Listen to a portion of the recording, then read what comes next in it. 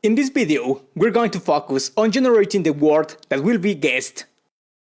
For it, we're going to go to the code behind of the page, and the first step that we will do will be to implement the interface iNotify property changed, so that we don't have to be worrying later about this implementation.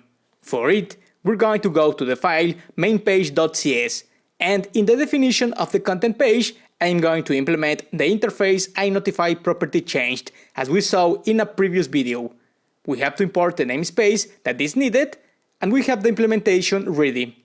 The next thing we're going to do is to create different regions so that the code is better organized. I'm going to create a region called fields. Inside this new region, I'm going to create a string list containing the words that can be randomly selected to be guessed. I'm going to copy and paste a list to save time, and these are the words that I have chosen. They are words that have to do with technology.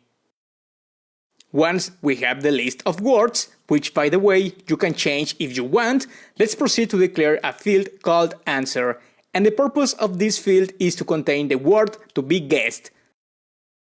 Subsequently, we will create a method that will allow us to select the random word from the list. Then I'm going to create a new region called Game Engine. And inside, I'm going to define a method that is private and that is called pickWord. Inside the method, I'm going to use the answer field, and I'm going to assign it a random word from the list.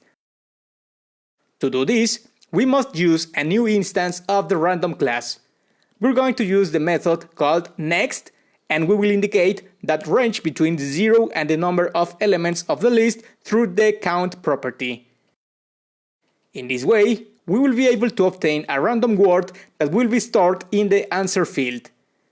Finally, to test that the method works, let's use the debug class. We must import the namespace that is needed and pass as parameter the randomly selected word. Finally, we must call the method created after initialized component, so we will invoke pickWord.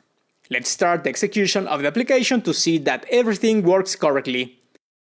And once the application is running, if we go to the output section in Visual Studio, we can see which is the word that has been randomly selected.